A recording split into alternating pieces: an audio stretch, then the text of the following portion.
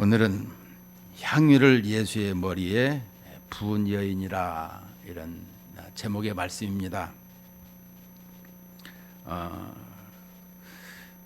많은 사람들이 이 본문을 가지고 설교를 할 적에 옥합을 깨뜨리는 이런 헌신을 사람을 살면 좋겠습니다 하고 이렇게 헌신에 대한 것을 이야기할 때가 많이 있습니다.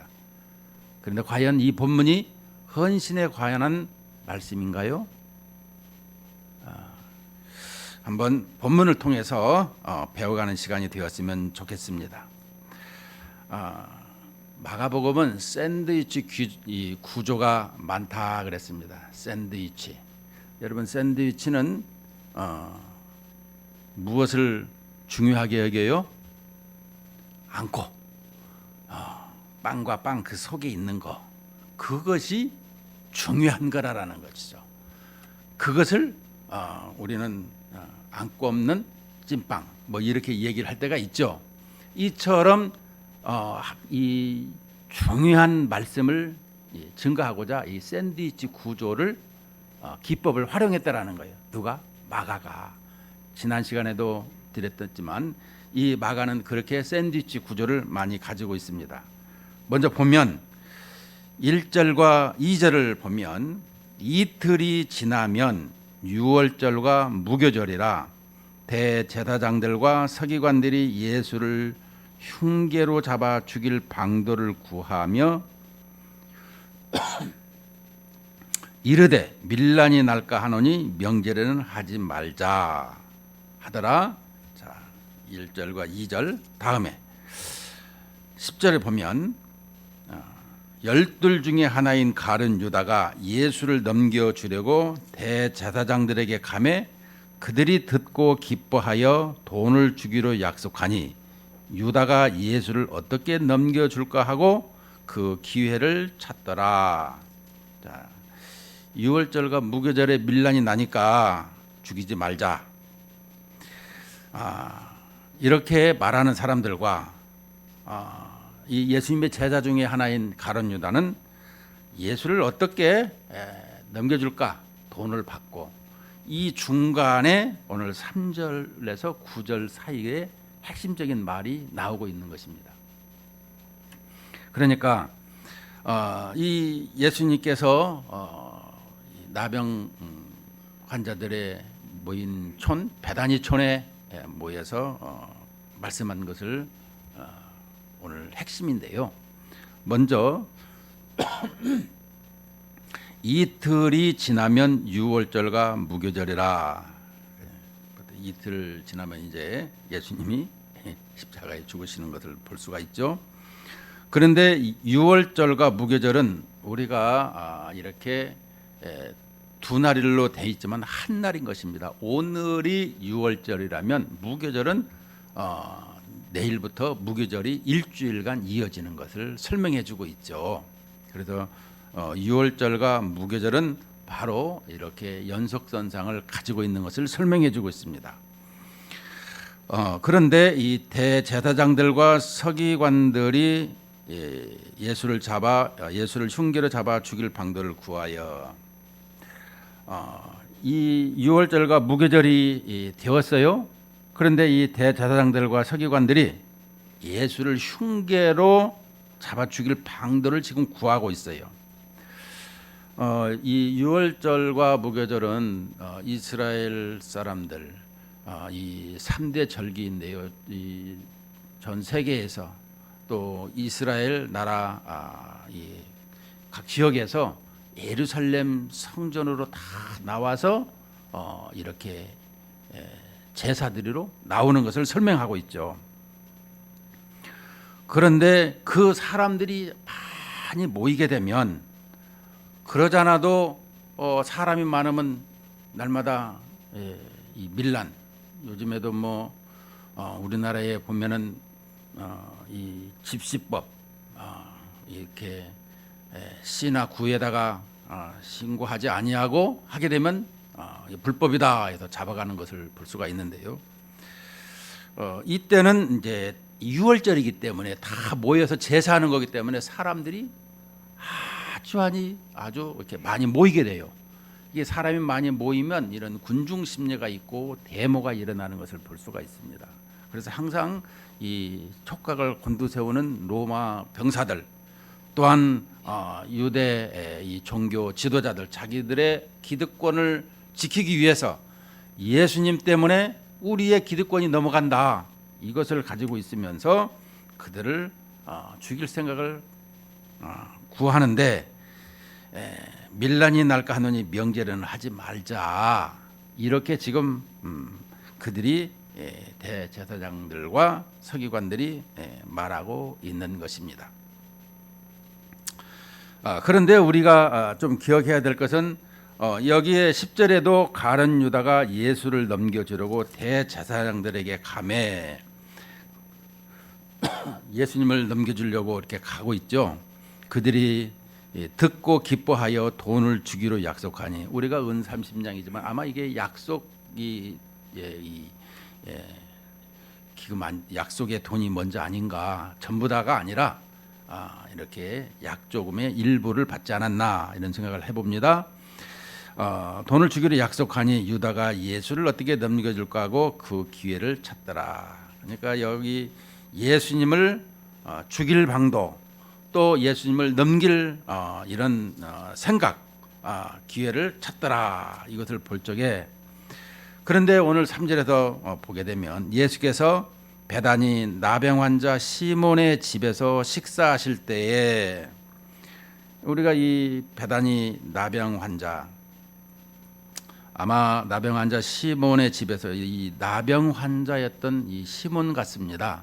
이 시몬이 예수님을 통해서 고침을 받았습니다. 그래서 이 베단이라는 것은 이 나병 환자의 집장 이 촌이죠, 촌.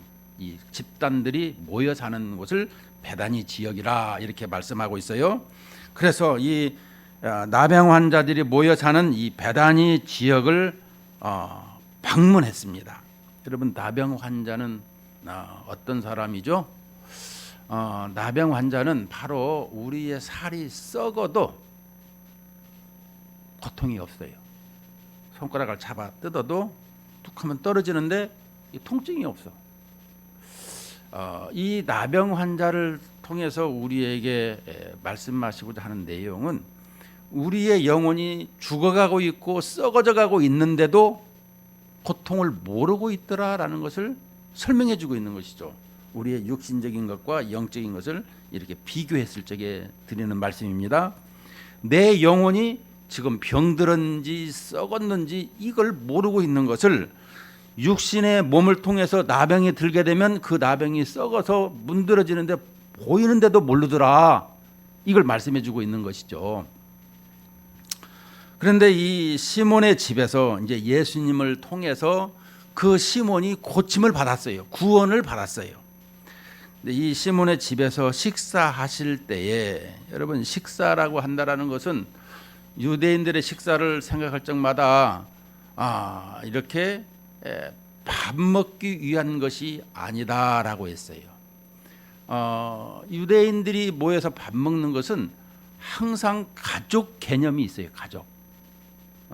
뭐 전투적으로 밥 뭐 10분, 20분에 먹고 후딱 일어나는 것이 아니라 뭐 2시간, 3시간 엔조이 한다라는 얘기가 뭐냐 그러면 교제하는 것을 식사라라는 것이죠. 그래서 한 가족이요 또 우리의 그렇게 한 식구라 얘기하는 것입니다. 여러분 식구라는 것은 먹을 식자 있고 한 테이블에 앉아서 같이 먹는 사람을 식구라고 하지 않습니까?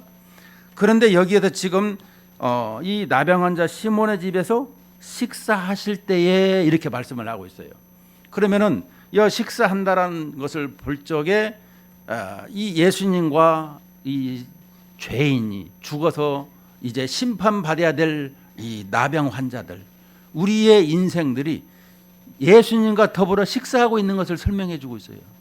이것은 구약의 시편 23편에 보면 내 원수의 목전에서 상을 베푸시고 시편 23편 5절에 보면 이렇게 말씀해 주고 있습니다. 여기서 내 원수의 목전에서 상을 베푼다라는 것은 밥상을 얘기하고 있는 것입니다.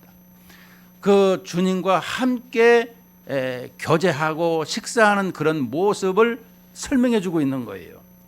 이처럼 예수님께서는 우리에게 이렇게 지금 대하고 있는 것을 설명해 주고 있어요. 이것을 신약에서는 뭐라고 하냐면 에베소서 2장 1절에서 보게 되면 그냥 5절 6절을 보도록 하십시다. 에베소서 2장 5절 6절에 보면 허물로 죽은 우리를 그리스도와 함께 살리셨고 너희는 은혜로 구원을 받은 것이라 또 함께 일으키사 그리스도 예수 안에서 함께 하늘에 앉히시니 그랬습니다. 자, 예수님이 지금 함께 식사하고 있어요. 예수님은 만왕의 왕이라고 했어요. 왕과 함께 식사하고 있고 왕의 통치를 받고 우리가 살아가고 있어요. 그러므로 예수님께서 지금 이 땅에 계셔서 이 문둥병 시몬의 집에서 식사하시면서 우리와 함께 교제하고 있는 것을 설명해 주고 있는 대목이다라는 것입니다. 이것을 우리는 하나님을 멀리만 계시는 것으로 생각하는데 하나님의 통치는 우리에게 이미 이 땅에 창조 때부터 실현이 되었으나 반역함으로 그것이 떨어졌다가 다시금 예수님께서 우리를 다시금 이렇게 믿도록 약속하시고 선택하시고 그래서 우리가 하나님의 자녀가 되어서 하나님과 함께하고 있더라 이것을 말씀해 주고 있습니다. 그래서 여기서 보면 이 식사한다라는 그 대목을 통해서 볼 때 우리는 주님과 이미 구원받은 존재요 함께 교제하며 나아가고 있음을 말씀하고 있더라 이렇게 볼 수 있어요. 자, 그런데 이때에 한 여자가 매우 값진 향유 곧 순전한 나드 한 옥합을 가지고 와서 그 옥합을 깨뜨려 예수의 머리에 부으니 그랬습니다. 여기서 한 여자가 이 여자가 요한복음 12장에는 마리아라고 나옵니다. 근데 이 마리아가 어떤 마리아냐? 막달라 마리아냐?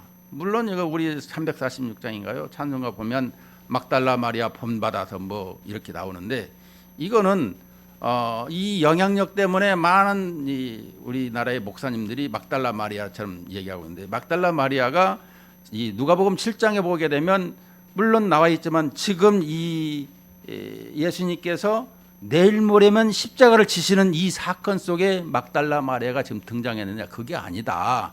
이래가지고 이 부분을 이 많은 사람들이 헷갈려하고 있는데요.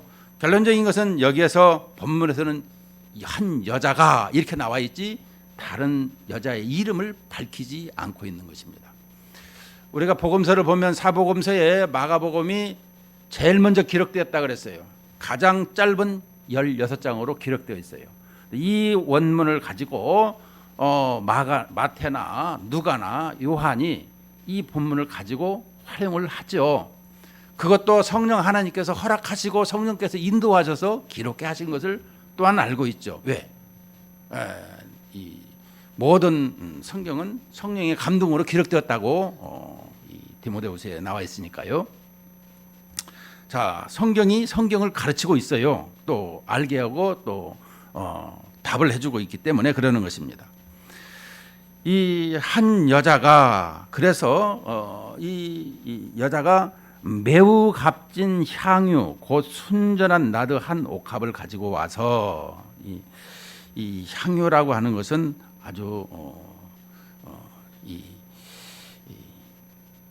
좋은 것을 우리가 말씀을 하죠. 특별히 동방박사 이렇게 얘기할 적에 기름을 또 유황을 이렇게 얘기할 적에 보게 되면 이 기름이라는 건 상당히 중요한 거예요. 그런데 여기서 이 향유를 이 여인이 지금 소유하고 있는데 순전한 나드 한 옥합을 가지고 와서 순전한 나드라는 것은 뭐냐 그러면 순전하다라는 것은 이 피스티케, 이 피스토스에서 나오는데 믿을만한 아주 이 부분에서 진실하고 신뢰할 수 있는 이것을 이제 순전한 이렇게 표현하고 있어요. 근데 여기서 나드 한 옥합을 이게 아주 진품의 이 향유인데 이 나드라 그래요. 이 나드는 인도산이라 그래요. 동인도산이라고도 어떤 학자들은 이렇게 기록하고 있는데 이 나드가 아주 귀하더라는 것입니다.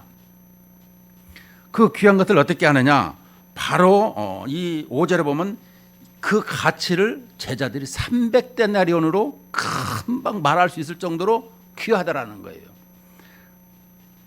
이 순전한 나드 한 옥합을 가지고 와서 그 옥합을 깨뜨렸더라라고 하고 있습니다. 그래도 이 깨뜨렸다는 것은 병따개를 이렇게 깨뜨렸는지 입구를 깨뜨렸는지 그것은 아마 이렇게 밀봉을 심하게 해서 그렇다고 그래요.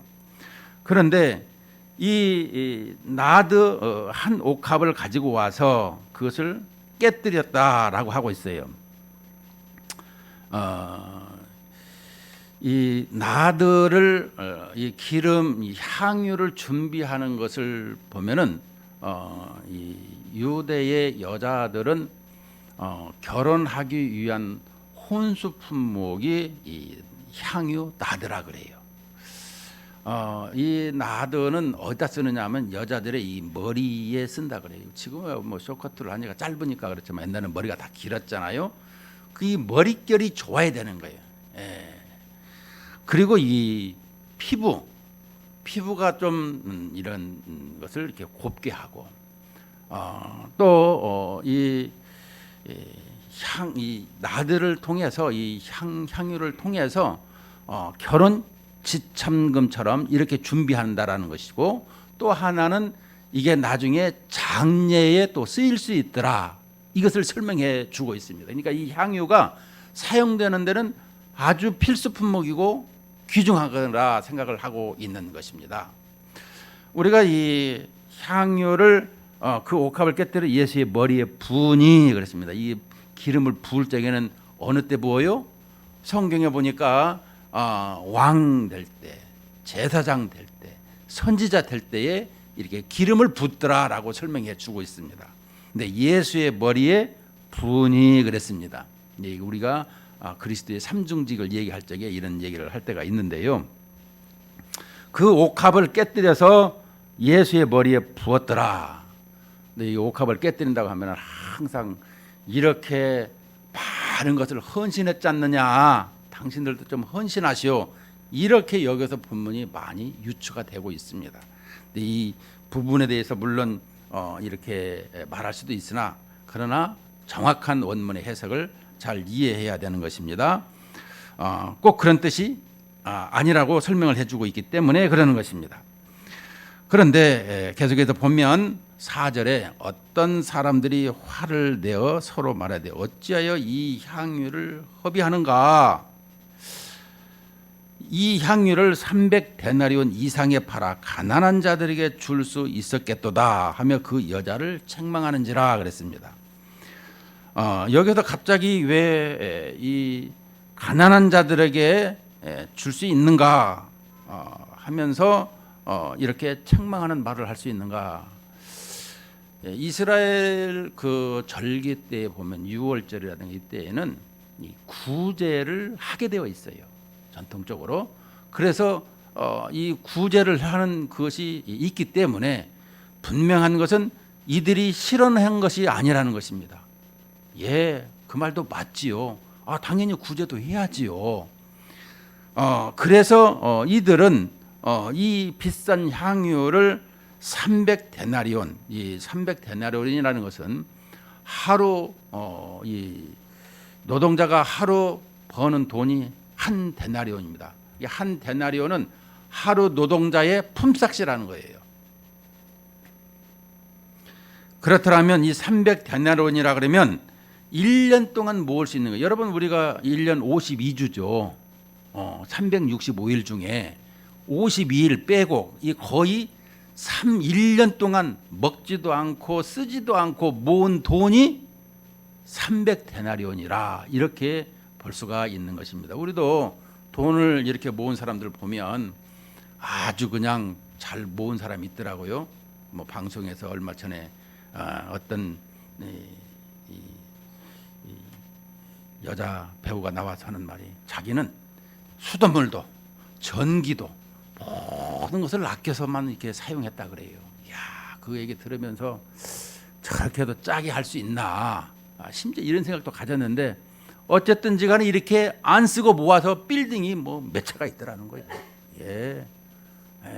이런 것을 볼 수가 있는데, 물론 이제 안 써서 쓴 것도 있기도 하겠지만, 그러나 그렇게 근검 전략을 보게 되었다라는 것인데요. 오늘 여기에서도 보면 이렇게 그렇게 귀한 향유를 구하는 데 있어서는 1년 동안에 먹지도 않고 쓰지도 않고 온전히 모아야 이 향유 한 옥합을 구입할 수 있더라라고 하는 것을 설명해 주고 있는 것입니다. 이게 얼마만큼의 가치가 있느냐 이것입니다. 근데 이 가치를 예수님 앞에 한 번에 깨뜨렸다라는 것을 보게 되면, 이 여인이 나는 사랑하는 사람에게 이 모든 것을 이렇게 사용해야 되겠다 했는데, 그 사랑하는 대상이 예수님을 만나는 순간에 더 이상 이런 옥합이 필요가 없더라 하고 예수님 앞에 깨뜨려 버린 것입니다.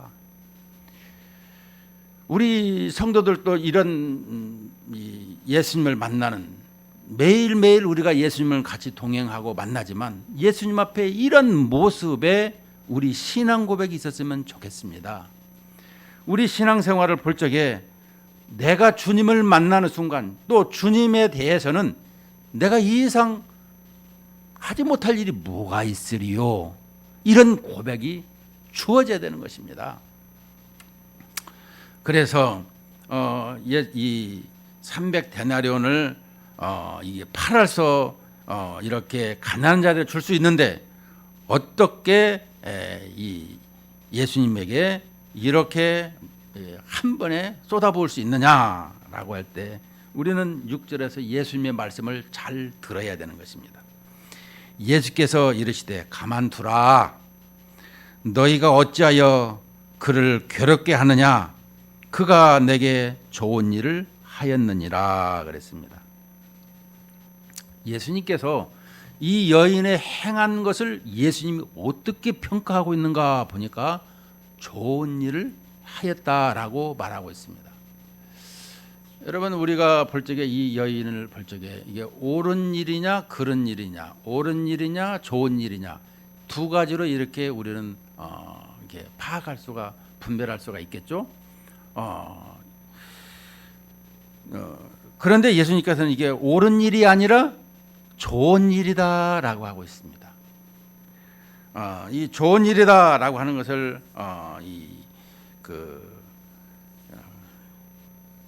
헬라말을 보니까 칼론 에르곤이라고 하는 용어를 썼어요. 그런데 우리 이 부분을 어떤 학자는 설명하기를, 이 뜻이 적절한 아름다움이다라고 표현해주고 있습니다. 적절한 아름다움. 적절한 아름다움이 뭘까? 또 보니까 하나님이 이 어그러진 세상, 또 폐허가 된 인간의 내면을 이렇게 최고의 목적지로 삼으셨다라는 것을 말씀하는 뜻이다 라는 것이 칼론 에르곤, 적절한 아름다움이다, 이렇게 설명해 주고 있는 것입니다. 이게 이 어그러진 이 세상과 이 폐허가 된 우리 인간의 내면을 하나님께서 이 적절한 아름다움으로 칭찬을 지금 하고 있는 것입니다. 이 말은 좀 더 설명을 풀어서면 이런 뜻입니다. 사람들은 얼굴을 이렇게 보면 이목구비가 아주 뚜렷해 가지고 정말 장동건이는 아주 멋있어.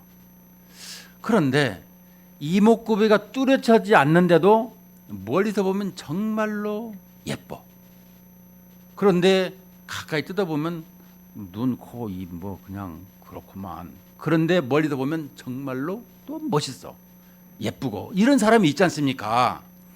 오늘 여기서 적절한 아름다움이라는 것은 하나님께서 창조하실 때의 그 원래의 모습을 지금 말씀하고 있는 거예요. 하나님께서 우리를 창조하실 때 그 원래의 모습, 이목구비가 뚜렷한 사람도 있고 멀리서 이렇게 확실하게 볼 때 정말로 아름다운 사람이 있는 이런 모습을 설명해주고 있다라는 거예요. 그래서 적절한 아름다움이라고 볼 적마다 우리 반석장로교회 성도들이 이렇게 적절한 아름다움이 되었으면 좋겠다. 주님의 이름으로 축복합니다. 우리 성도들이 이런 적절한 아름다움으로 충만했으면 좋겠다. 이런 생각을 제가 해보게 됐다는 것입니다. 자, 그렇다면 우리가 비교급으로 옳은 개념이냐, 여기서 보면 좋은 일이냐, 옳은 일이냐, 좋은 일이냐 이런 비교급이 아니라 이 적절한 아름다움의 뜻은 아주 비교가 되지 않을 정도의 아주 높은 차원의 말씀이더라. 이것을 우리에게 설명해 주고 있는 것이죠. 그러니까 특별히 요한복음 12장에 보면 이 여자가 머리를 풀어가지고 예수님의 발을 닦아주는 모습을 또 볼 수가 있습니다. 여러분, 이게 머리를 푼다라는 사실은 민수기의 5장에 보면은 이게 아주 죄인이라는 것을 고백할 때에 이 머리를 풀어요. 그런데 예수님에게 이게 이 발이라고 한다는, 우리가 발이라는 것은 얼마나 이렇게 하등하게 여기고 있습니까? 그런데 그 발을 자기의 머리로 닦는다라는 것은 그 모든 자기의 신앙 고백이 되는 것을 설명해 주고 있는 것입니다. 그것을 예수님께서 말씀하시지 않습니까? 좋은 일을 하였다 이런 뜻인다면 이제 우리에게 적용적으로 주시는 말씀이 가난한 자들은 항상 너희와 함께 있으니 아무 때라도 원하는 대로 도울 수 있거니와 나는 너희와 항상 함께 있지 아니하리라. 그는 힘을 다하여 내 몸에 향유를 부어 내 장례를 미리 준비하였느니라. 그러니까 이 여인은 이렇게 예수님을 위해서 이 향유를 준비했더라. 물론 자기의 결혼이라든가 자기의 이런 삶에 있어서 이것을 구입했다고 볼 수가 있겠죠.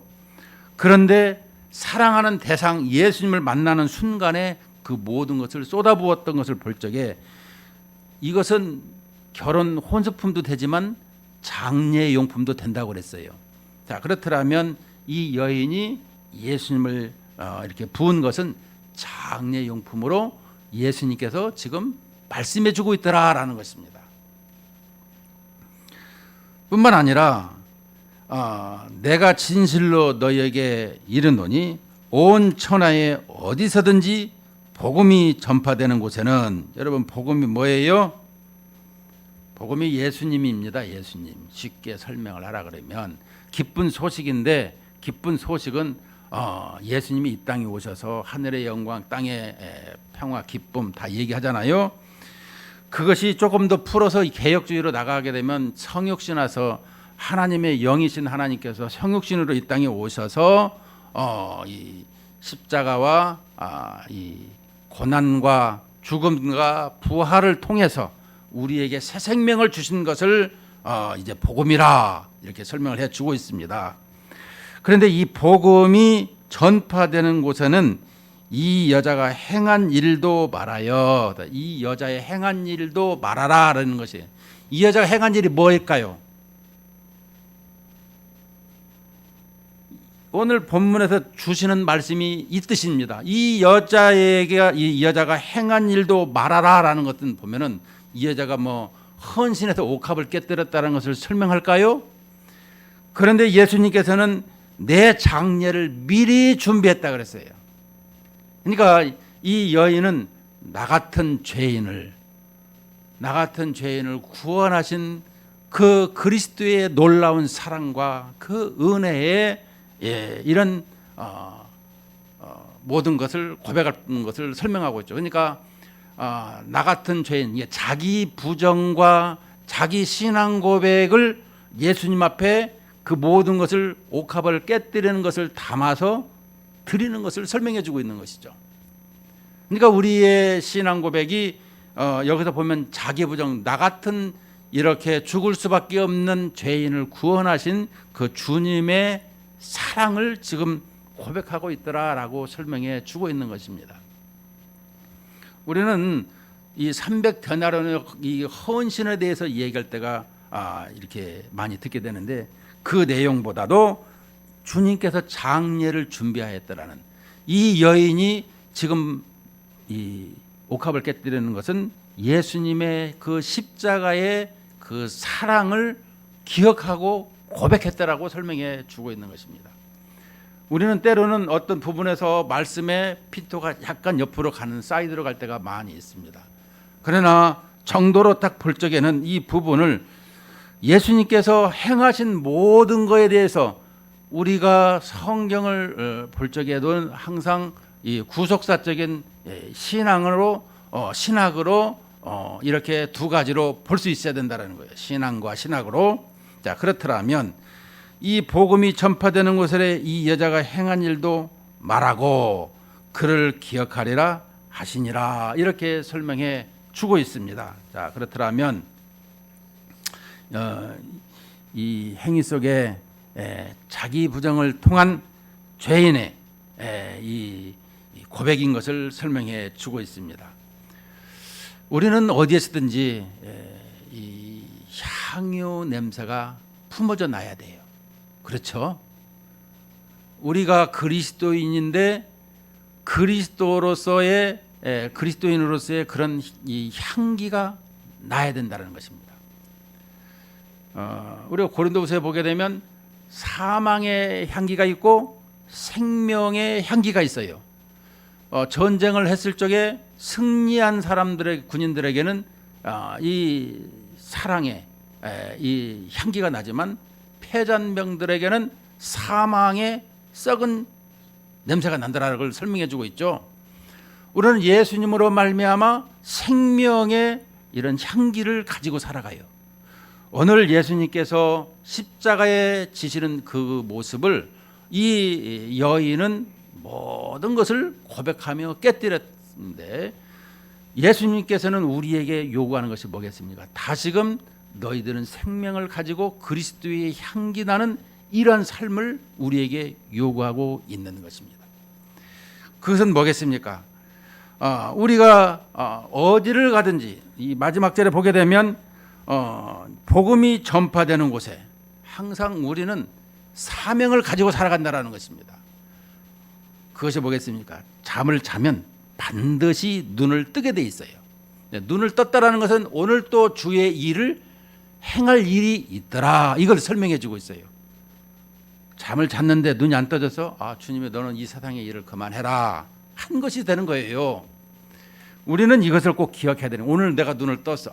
오늘 또 주님께 영광 돌리는 삶을 내가 어떻게 살아야 될 것인가. 오늘 또 주님께서 나를 인도해 주시고 주님께서 나에게 있어서 그리스도의 향기가 나는 또 이 살아있는 생명의 냄새가 나고 말씀으로 충만하고 전파되는 이러한 삶을 살게 해 주십시오라고 하는 하루가 시작되는 거 아니겠습니까? 우리는 이것을 항상 기억해야 된다는 것입니다.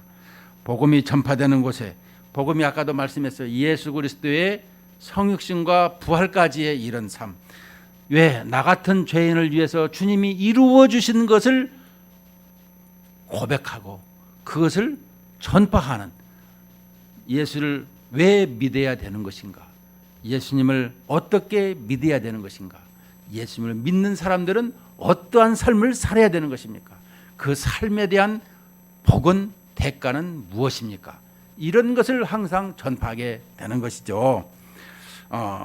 이 여자가 행인을도 말하여 그를 기억하리라. 항상 우리는 복음을 증거할 때마다 이런 우리의 입술이요 또 우리의 행동거지가 되어야 된다, 이렇게 말씀해 주고 있습니다.